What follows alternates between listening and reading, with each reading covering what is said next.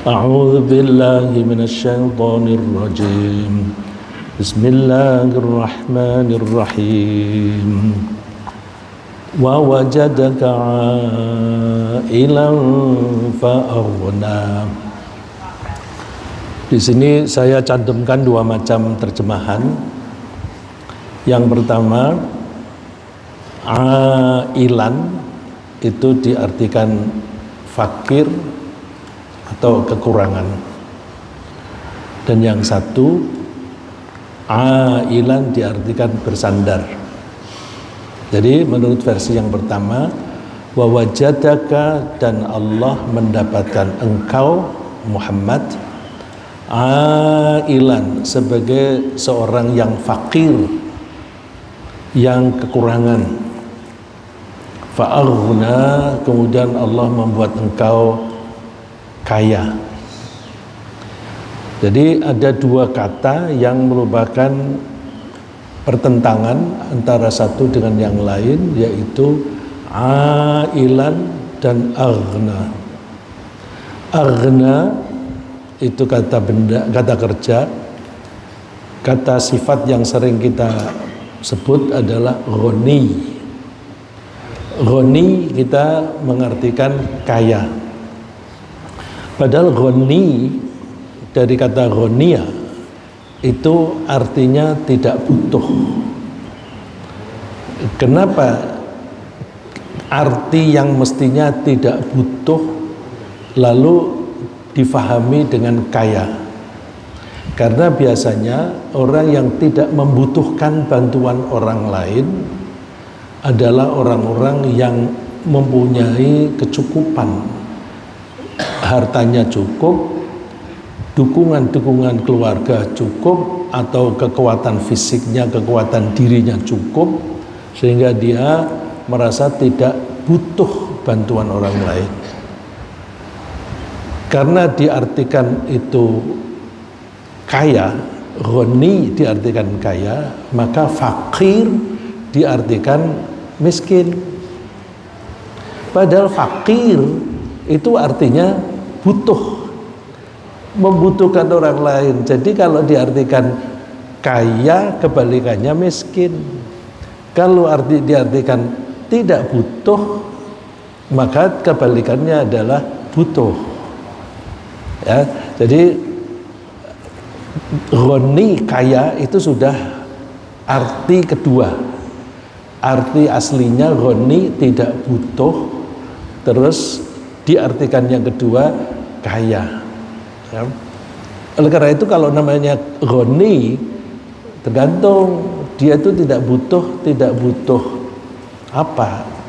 Kalau tidak butuh materi, ya maksudnya tidak butuh materi itu bisa karena dia punya materi yang banyak, bisa berarti dia tidak bergantung pada materi.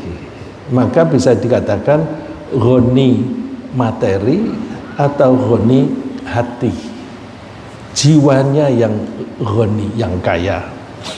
Sebenarnya jiwanya tidak membutuhkan. Orang yang membutuhkan itu lalu kepengennya iri pada orang lain, kepengennya rakus mendapatkan sebanyak-banyaknya.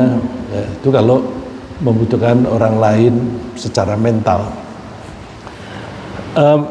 Kenapa banyak ulama tafsir mengartikan itu ailan itu miskin? Saya coba cek di tafsir Jalalain, diartikan fakir. Di tafsir Ibnu Katsir juga ailan diartikan fakir. Di tafsir Tabari juga diartikan fakir. Qurtubi, Baghawi, dan Wahbah Az-Zuhaili yang belum lama meninggal dari Syria itu juga mengartikannya fakir. Tapi sebelum tapi rujukannya apa? Rujukannya di surat At-Taubah ayat 28. Itu ada ayat yang ayat itu menyebutkan bahwa orang-orang musyrik masih diberi kesempatan untuk mengunjungi Ka'bah dalam 1 tahun, karena sudah menjadi tradisi orang-orang musyrik juga melakukan haji di Ka'bah, ya, di sekitar Ka'bah. Hajinya dari Nabi Ibrahim, tetapi mereka campuri dengan kemusyrikan sehingga di sekitar Ka'bah itu ada sekitar 360 patung berhala. Nah, ketika tahun ke-9 Hijrah, Rasulullah tidak pergi haji, padahal ada kesempatan pergi haji, tapi Rasulullah memilih tinggal di Madinah dan menganjurkan Abu Bakar untuk memimpin haji. Abu Bakar lalu bertindak sebagai Amirul Hajj. Zaman dulu tidak ada telepon, belum ada telegram. Abu Bakar mendapatkan bahwa di Makkah itu masih banyak orang musyrik yang melakukan tawaf. Lalu Abu Bakar ambil inisiatif. Baik, kalian sekarang masih kami beri kesempatan untuk mengunjungi Ka'bah, tapi 1 tahun. Setelah tahun tidak boleh lagi. Dan itu yang dipakai sekarang pemerintah atau kerajaan Saudi melarang orang-orang non-muslim mengunjungi Masjidil Haram. Ayat ini. Terus itu inisiatif Abu Bakar. Ternyata dikonfirm, dikukuhkan oleh Allah dengan ayat ini. Jadi ayat ini isinya itu, boleh kalian ke Masjidil Haram dalam 1 tahun. Terus Allah menasehati orang-orang muslim, kamu jangan khawatir kalau orang-orang musyrik itu tidak boleh datang lagi. Kekhawatirannya kalau secara materi, kalau banyak orang berkunjung itu kan banyak rezeki, karena mereka berkunjung butuh nginep, kita bisa bikin penginapan. Mereka butuh makan, kita bisa bikin restoran. Mereka butuh ganti baju, kita bisa jual baju. Itulah sebabnya orang-orang Makkah itu kebanyakan para pedagang, karena itu tempat bertemunya orang-orang dari berbagai negara, dari berbagai kota. Nah, Allah menasihati orang-orang mukminin, kamu jangan takut kehilangan pendapatan. Nah, wa in khiftum ailah, kalau kalian takut kemiskinan, ya, ailah di sini diartikan kemiskinan karena tidak adanya income dari pengunjung. Kalau bukan Masjidil Haram, kita mengatakannya turis, wisatawan. Jadi kalau tidak ada wisatawan, kamu jangan khawatir tidak ada rezeki. Nah, kalau tidak ada orang-orang musyrik yang haji, kamu jangan takut kemiskinan. Karena apa? Fasawfa yughnikumullahu min fadlih. Allah akan membuat kalian kaya. Ya, karena ailan atau ailah itu diartikan fakir, maka yughnikum diartikan membuat kaya atau memberikan kekayaan. Nyambung, ya, dari karunia Allah. Dan memang ini terbukti. Sekarang Makkah itu menjadi kota yang paling bagus untuk bisnis, sehingga tanah-tanah di sekitar Ka'bah harganya sangat mahal, paling mahal di dunia, lebih mahal daripada tanah di Manhattan, ya, New York sana. Coba. Kemudian ada orang yang mempermasalahkan, Nabi Muhammad itu tidak pernah miskin. Kalau diartikan wa wajadaka ailan fa'aghna, dan Allah mendapatkan kamu miskin, kemudian Allah membuat kamu kaya. Nabi Muhammad itu nggak pernah miskin.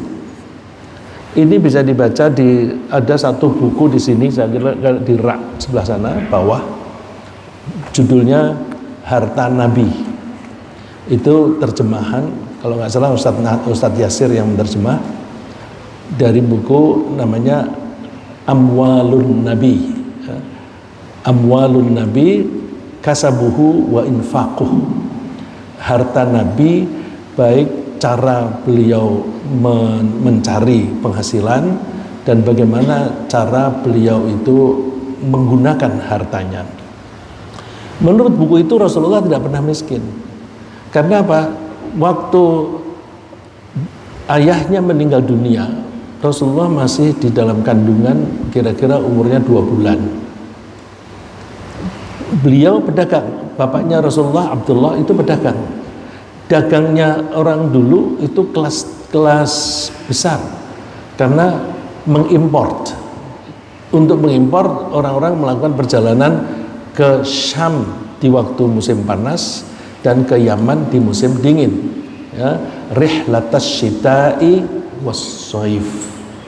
Nah, pedagang yang seperti itu biasanya kaya karena perjalanannya saja itu dari Makkah ke sana sekitar 20 hari 20 malam pakai unta.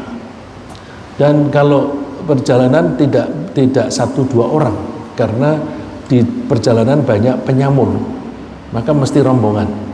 Nah, rombongan itu berarti orang yang pemodalnya sanggup memberi makan kepada pegawai-pegawainya. Artinya pedagang di Mekah itu umumnya kaya, termasuk Abdullah. Kemudian beliau ketika pergi ke Syam, waktu pulang kembali ke Makkah, sampai di Madinah beliau sakit. Kebetulan di Madinah ada beberapa kerabat, lalu beliau tinggal di rumah kerabat di Madinah, dulu namanya Yathrib, selama berminggu-minggu sampai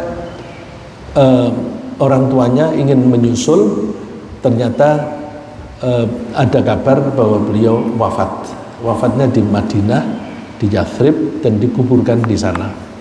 Nah, waktu itu Bapak Abdullah ini meninggalkan banyak harta. Paling tidak yang tercantum di buku itu ada 5 unta. 1 unta berapa?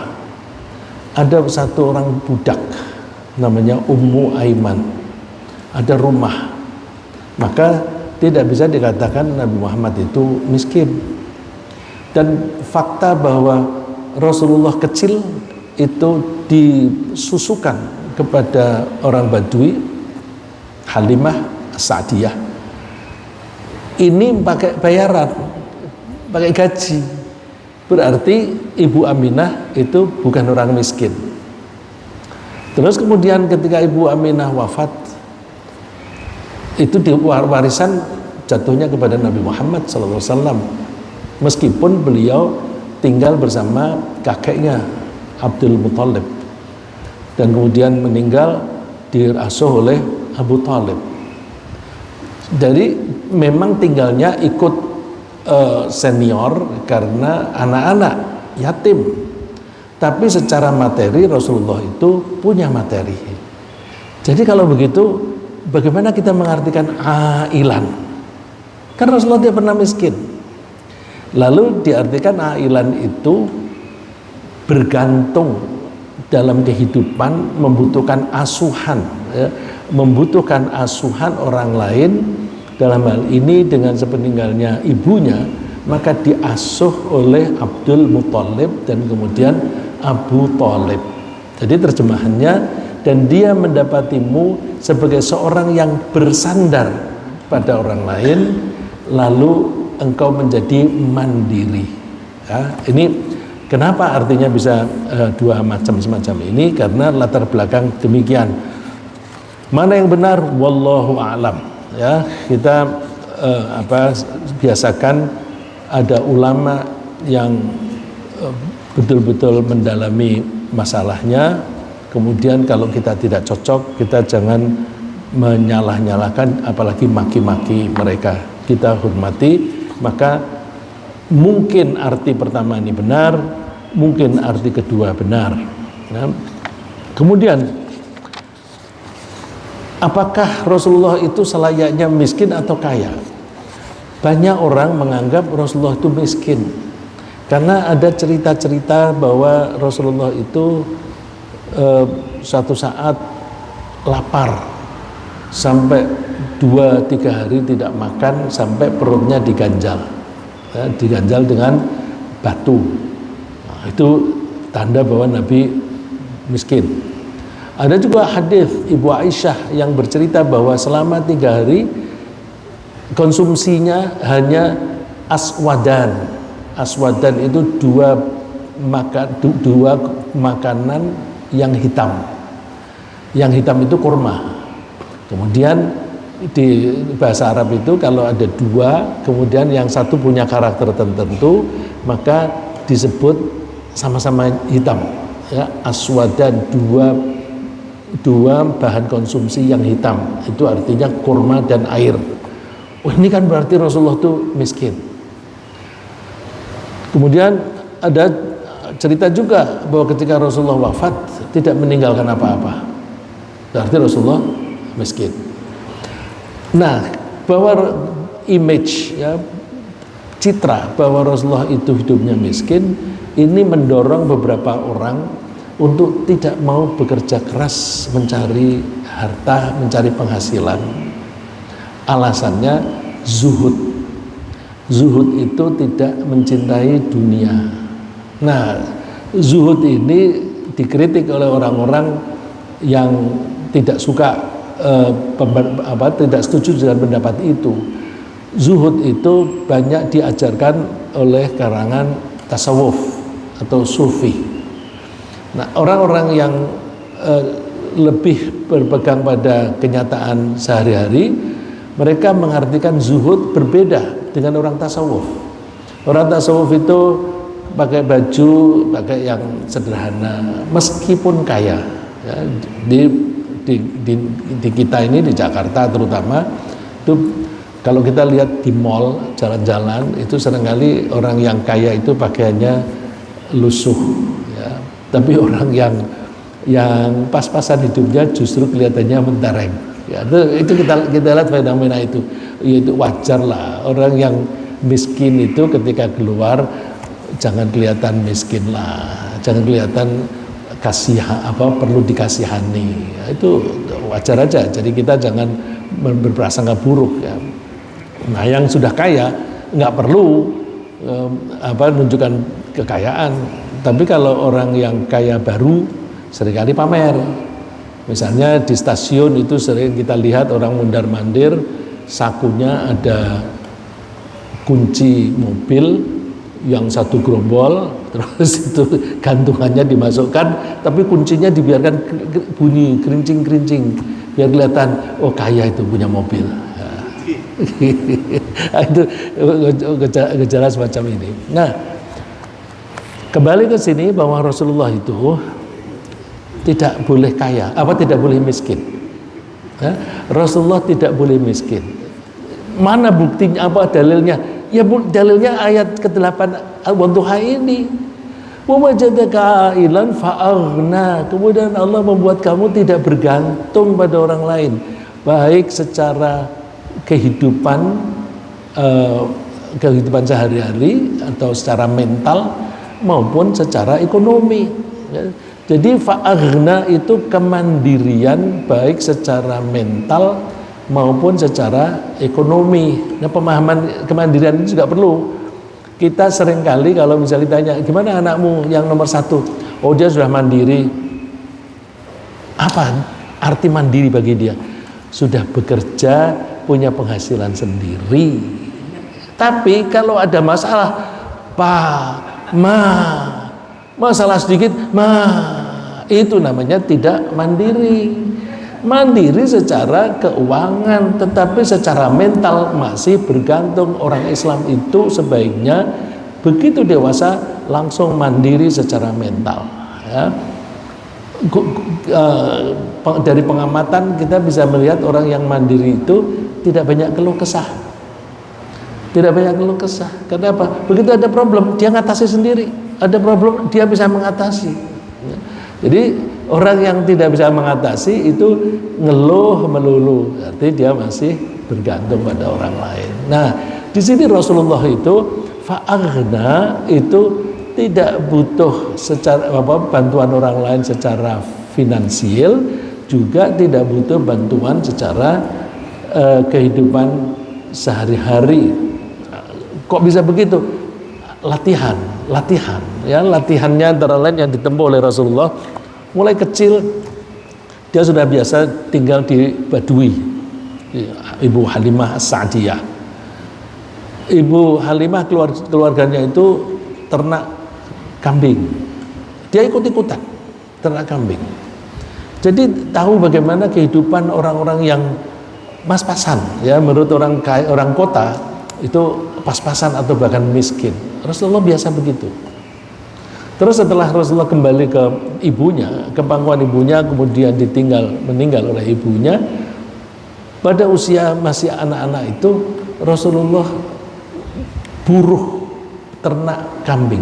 Jadi bukan ternak tapi menggembala, buruh menggembala kambing. Menurut Rasulullah semua nabi pernah menggembala kambing. Cuma masyarakat banyak menganggap bahwa penggembala itu martabatnya rendah, ya. Salah satu contoh Abu Jahal, dia sudah tertusuk, darahnya banyak keluar, tidak punya daya, kemudian didatangi oleh Abdullah bin Mas'ud. Abdullah bin Mas'ud ditanya oleh Abu Jahal yang sudah terkapar itu, gimana kesudahan perang? Bagaimana kesudahan perang? Sambil memanggil Abdullah bin Mas'ud itu dengan cara, hai penggembala. Manggilnya itu penggembala.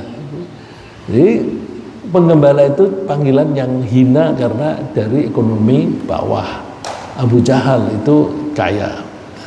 Terus Abdullah menjawab, peperangan dimenangkan oleh Allah dan Rasulnya, ya. Jadi itulah gambaran kehidupan sehari-hari. Dan Rasulullah itu belajar mandiri dimulai dengan ternak kambing.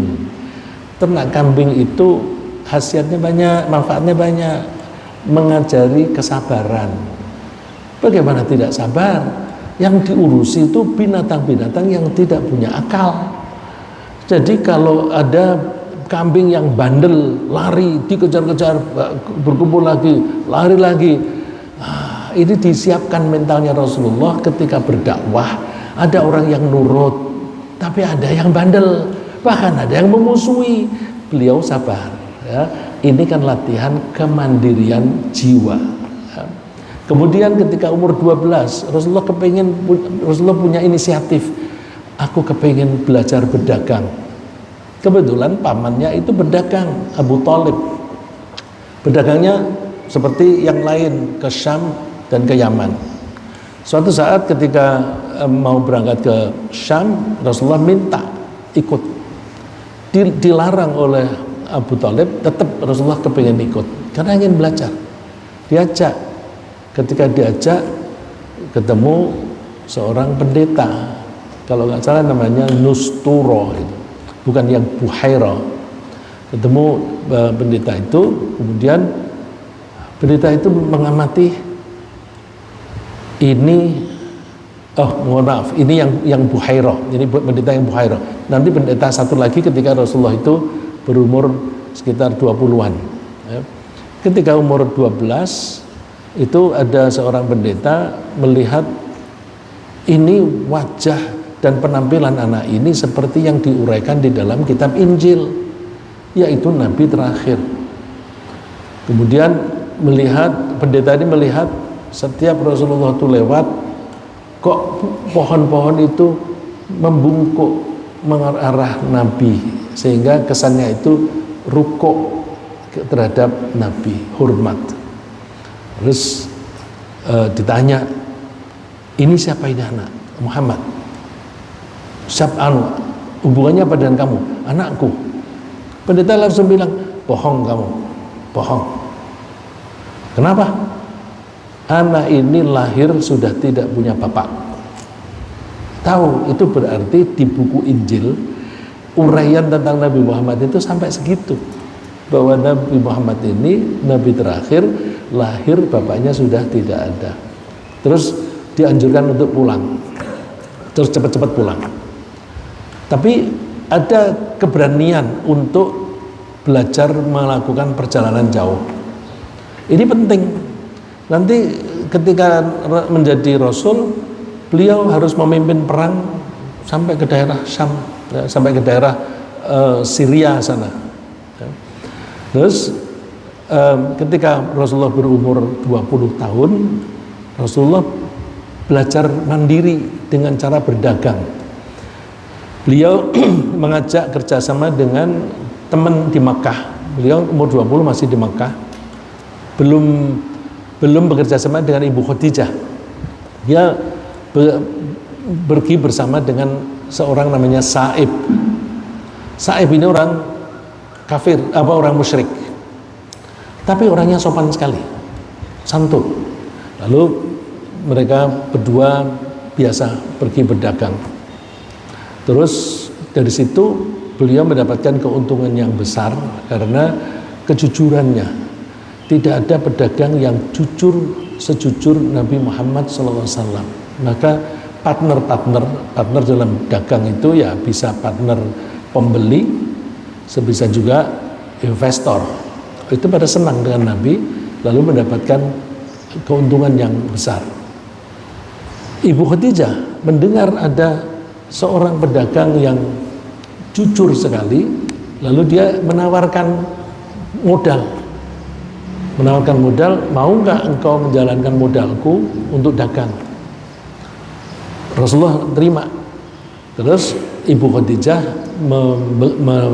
mengirim atau menyuruh pembantunya namanya Maisarah, temani, layani orang ini dan amati apa yang dia lakukan. Wah, Maisarah kagum, orang ini jujur sekali. Jadi kalau berdagang ada cacatnya mesti ditunjukkan. Barang ini cacatnya di sini, ini cacatnya di sini, harganya sekian dan sebagainya. Kalau orang sekarang kan disembunyikan, ya. Nah, terus kemudian yang orang sekarang membunyikan itu tidak hanya dagangan, undang-undang pun begitu. Undang-undang dibuat ada celah di situ, ada sesuatu yang tidak pas. Terus kalau diprotes, karena ada MK, biar nanti diselesaikan MK. Jadi membuat undang-undang memang sengaja dibuat ada lubangnya. Ya nanti kalau kamu nggak terima, silahkan aja bawa ke MK. MK-nya sudah dibayar. Nah, ini kan itu sama dengan berdagang dengan rakyat gitu. Nah itu masya Allah. Ya. Kemudian kembali ke sini, Rasulullah berperilaku yang luar biasa diceritakan oleh Maisarah kepada Ibu Khadijah.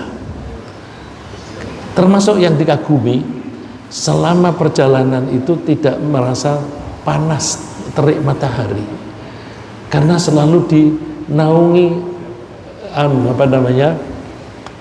awan dan jujur sekali sehingga Ibu Khadijah tertarik, ini orang baik. Lalu beliau melamar, ya. Ibu Khadijah yang melamar, menyuruh seseorang, mau nggak Muhammad nikah dengan aku? Dan oleh Rasulullah diterima. Nah, dengan nikah dengan Ibu Khadijah, modalnya tambah, ya, kemudian makin kaya. Oleh karena itu Nabi itu memang dibuat kaya. Kenapa Nabi itu perlu kaya? Oh, perlu karena apa? Semua Nabi tidak boleh menerima upah dari orang yang didakwahi, apalagi minta. Diberi saja tidak boleh menerima. Ya, ini semua Nabi itu seperti ini. Kalau ini kebetulan untuk Nabi Muhammad SAW. Qul ma as'alukum alaihi min ajrin illa man sya'a ayyattakhidha ila rabbihi sabila. Katakan, aku tidak minta upah kepada kalian. Aku hanya mengharapkan kalian mengikuti jalan yang benar. Aku nggak butuh upah. Ini kalau yang tertarik bahasa Arab, biasanya Dr. Iqbal yang tertarik. Kok ada ilah? Aku tidak minta upah darimu kecuali orang yang mau mengikuti jalan yang lurus. Kok di sini ngomong upah, kecualinya itu kok isinya perilaku orang. Nah ini padahal yang namanya kecuali itu kan biasanya barang yang dikecualikan itu bagian dari barang yang lain. Misalnya semua jamaah haji datang, sudah tiba di Jakarta. Misalnya semua jamaah haji kloter 1 Jakarta sudah tiba di Jakarta kecuali Pak Dadang misalnya. Pak Dadang ini bagian dari jamaah haji. Tapi bagaimana kalau ada orang mengatakan begini, semua jamaah haji kloter 1 Jakarta sudah tiba di Jakarta kecuali bagasi mereka. Yang diomongin itu jamaah haji, tapi kok kecuali bagasi. Emangnya bagasi termasuk jamaah? Kan bagasi kan barang. Nah ini kalau dalam bahasa Arab namanya istitsna munqati', ya, perkecualian tapi yang tidak dari bagian dari itu. Penerjemahannya bukan kecuali tetapi tapi. Jadi illa di ayat ini artinya tapi. Katakan aku tidak minta upah kepada kalian, tapi aku mengharapkan kalian itu mengikuti jalan yang lurus. Jadi illa berarti tapi di sini. Nah, semua nabi termasuk Nabi Muhammad tidak boleh minta upah. Bagaimana supaya tidak minta upah? Dia harus mandiri secara ekonomi. Maka semua nabi itu mempunyai penghasilan sendiri. Dan ini Rasulullah mengatakan ma akala ahadun ta'aman qattu khairan min ayyakula min amali yadihi wa inna nabiyallahi Dawud alaihi salam kana yakulu min amali yadihi. Seseorang tidaklah makan makanan yang baik kecuali kalau dia makan dari hasil kerjanya sendiri, bukan menggantungkan pada orang lain. Contohnya yang dikemukakan oleh Rasulullah, Nabi Daud itu makan dari hasil kerjaannya sendiri. Hasil kerjaannya. Nabi Daud itu pekerjaannya membuat baju perang. Ya, disebutkan di Al-Quran, Allah membuat besi itu lunak untuk Daud untuk membuat baju besi, baju perang. Orang yang memahaminya secara terlek, oh Nabi Daud itu hebat, besi itu bisa dilunakkan gitu. Ya tentu melunakkannya itu pakai proses, seperti pakai proses pandai begitu. Itu tapi nyebutnya menjadi lunak karena beliau mempunyai ilmu bagaimana cara membuat besi itu lunak begitu. Nah, Nabi Daud itu bekerja sendiri dan makan dari hasil kerja itu, bukan dari kerajaan. Kalau sekarang semua pejabat itu duitnya dari pemerintah, yang pemerintah itu duitnya dari rakyat. Tapi rakyatnya dikuyau-kuyau. Nabi Daud tidak mengambil dari rakyat, ya. Oleh karena itu Nabi memang harus kaya. Nah, kalau kita kepingin berdakwah, mesti kita berusaha kaya dulu. Ini santri-santri kaya dulu supaya tidak mengharapkan upah dari para murid, ya. Terus kenapa Nabi tidak boleh menerima upah? Orang yang menerima upah, baik itu sebagai upah atau sebagai sedekah, posisinya lebih rendah daripada yang memberi upah. Jadi kalau bahasa sehari-hari kan orang yang dipekerjakan lalu bilang, oh bos saya datang, terus misalnya dipanggil di masjid, terus tiba-tiba berdiri, kenapa mas buru-buru? Ya ini aku dipanggil. Ini siapa dia biasanya suka dipanggil ini? Saya dipanggil ibu, panggil bos. Nah itu kalau Nabi itu menerima upah atau menerima sumbangan, posisinya itu rendah. Rasulullah sendiri menyatakan, bersabda, al-yadul ulya khairum minal yadis sufla. Tangan yang di atas itu lebih baik daripada tangan yang di bawah. Kemudian kita dianjurkan untuk posisi kita di atas, suka memberi. Nah kalau kita memberi, kita beri dengan skala prioritas. Rasulullah ngajari prioritasnya wabda biman ta'ul, mulailah dengan orang-orang yang di bawah tanggunganmu di dalam satu rumah. Nah, wa khairus sadaqati an dhahri ghaniyyin. Sedekah yang bagus adalah dari orang yang ghani. Ghani ini artinya dia tidak butuh, dia mempunyai penghasilan yang lebih dari cukup. Yang dia perlukan itu bukan bagian yang sisa, tapi kemudian kelebihannya itu menunjukkan bahwa dia itu ghani. Ya, kalau di Al-Quran disebutnya wa yas'alunaka madza yunfiqun. Mereka bertanya, yang perlu kita sedekahkan itu yang mana? Qul al-afu. Katakan, yang disedekahkan itu kelebihan atau surplus. Jadi kita punya penghasilan, kita pakai untuk belanja, terus masih ada surplus. Nah, surplusnya itu yang disedekahkan, dan itu yang bagus. Wa may yasta'fif yu'iffahullah. Orang yang berusaha menjaga kehormatannya dengan tidak minta-minta, Allah akan membuat dia kecukupan.